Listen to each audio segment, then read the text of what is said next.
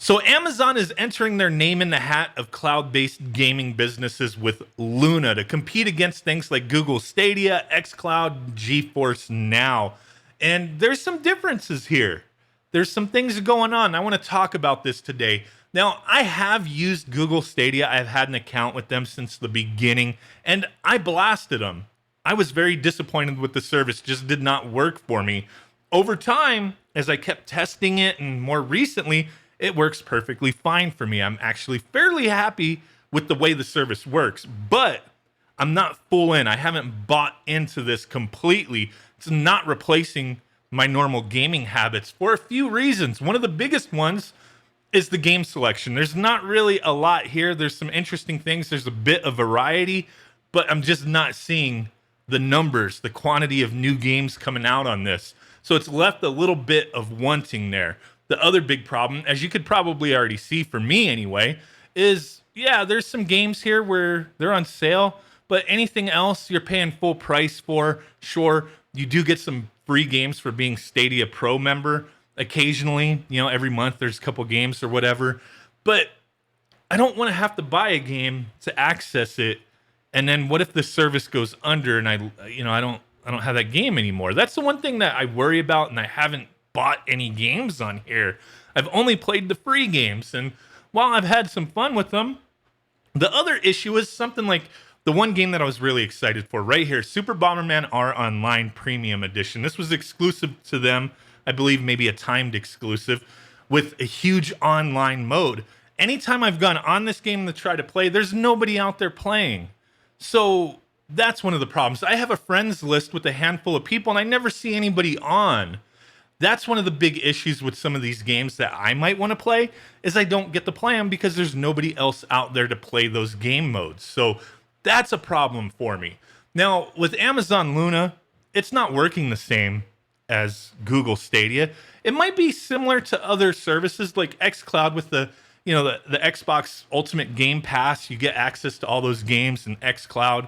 And that's a cool idea, and I do like the way that works. Luna is very similar. It's, the same, maybe same, but different, but still the same, a little different, if you know what I'm saying. The way they're doing this is it's a subscription-based service. You could request early access. They're going to have a limited amount of people, and they're going to roll it out. So essentially it's a beta test, but you're going to have to pay for it. And the monthly service fee right now is $5.99 a month. That's early access pricing. I don't know if that's going to go up. Is it going to be $10 a month? I don't know. So with this stupid phone, shut up.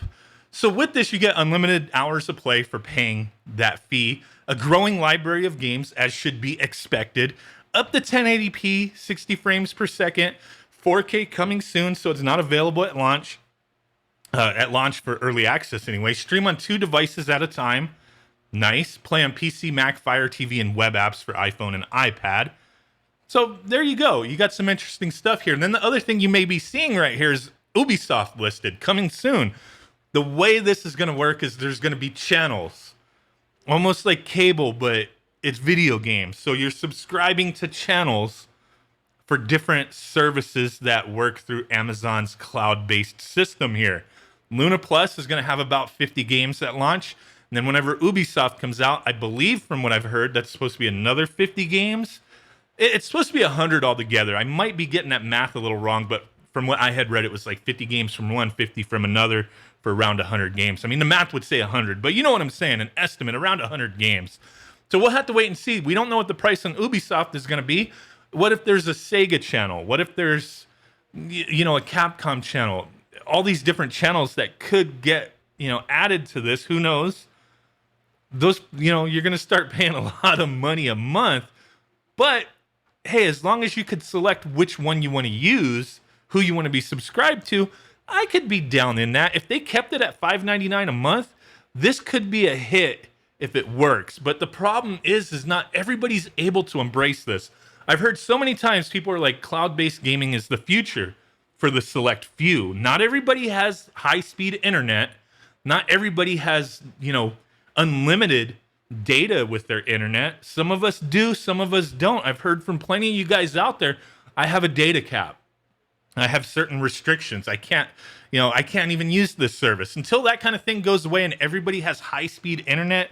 You'd be surprised. There's areas that, I mean, maybe you're not surprised, but there's areas that don't have fiber optics, that don't have certain high speed, access to things, that they just have, old school DSL or cable internet. And sometimes, the upload speeds are pretty slow with any of those services. The download could be okay, but the upload's always not the greatest. You get better upload with fiber optics, but not everybody's going to be able to embrace this stuff. So it's going to be for the select few who can utilize this, who can embrace it. Is there going to be enough people out there to fully make this a worthwhile endeavor for a company like Amazon to do? Amazon's got damn money out the pockets, falling out the butt cheeks all over the place, man.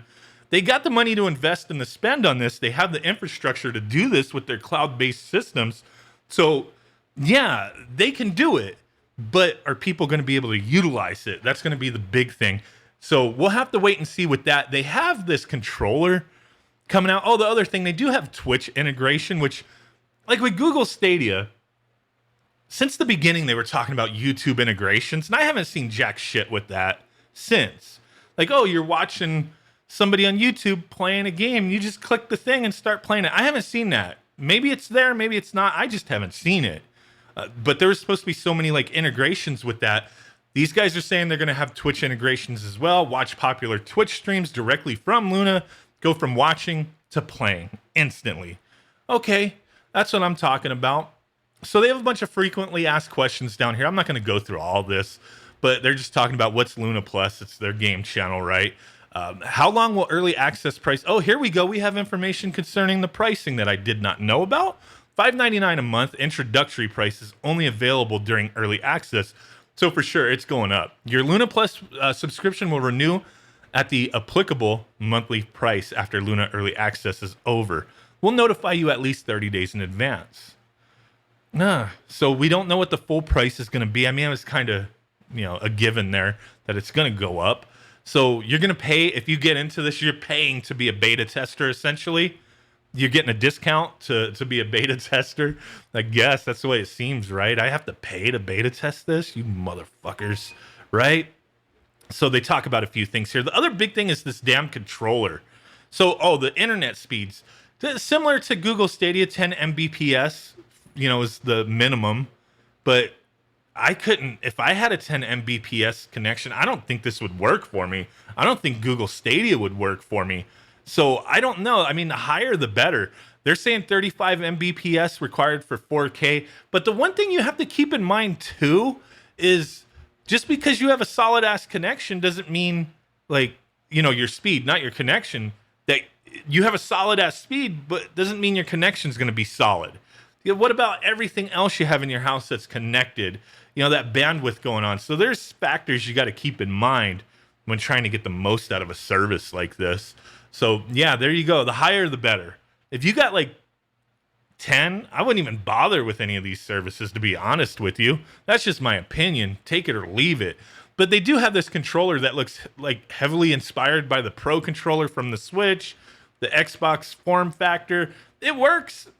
Hey, I mean, you can't really knock them. I don't know how this controller feels yet, but it's supposed to be very similar to Stadia, where if you use this controller, you're getting lower latency because it's connecting to the cloud server for the games that you're playing. But you're supposed to be able to use other controllers as well. It's going to be available for $50 if you get early access. I signed up. I'm just waiting to hear back.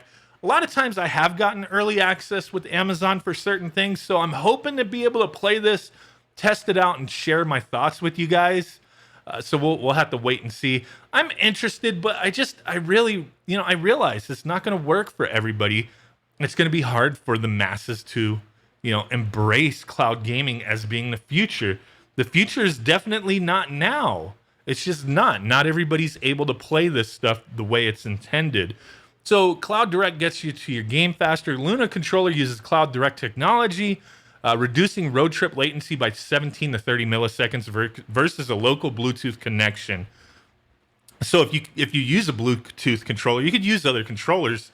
The latency is not going to be as good unless you use this controller because it's connected straight to their server, where there's extra things going on if you're using a different controller to cycle that that information back and forth. So they want to sell you this. They want you to buy that $50 controller.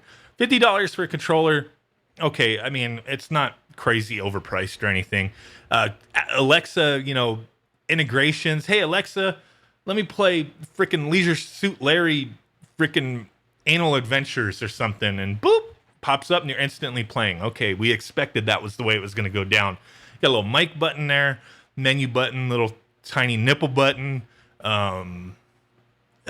Illuminati button. I don't know what they got going on here. They have all the specs listed here. Not all that interesting. 2 AA batteries. Amazon Basics. You get 2 Amazon Basics batteries, so you're good to go. Press and ask Alexa to launch a game. Download the Luna app. You got to have that on your phone. Wi-Fi connection. Okay, whatever. I'm curious to hear what you guys think about this. I'm intrigued, but at the same time, I'm just not all in on any of these services. It doesn't replace any of my gaming consoles or my PC for me, but there is a convenience that some people can have with this who don't invest in video game consoles, who don't have a gaming PC. So I understand the appeal, but then you got to make sure you have a solid ass internet connection, right? And that's going to be based on the area where you live, what services are available. If you don't have a badass PC or gaming consoles out the ass, how likely is it that you're spending that kind of money to have a solid connection? So keep that stuff in mind. We'll have to see where it goes. Definitely a lot going on with gaming, and cloud-based gaming is definitely getting a lot of attention out there. And I just wanted to talk about this from my previous experience with Stadia. And I am looking forward to testing this out, sharing my thoughts with you guys. So, hey, really do appreciate it. And with that said, I will catch y'all next time. Peace out, bye-bye, and boom. Bye.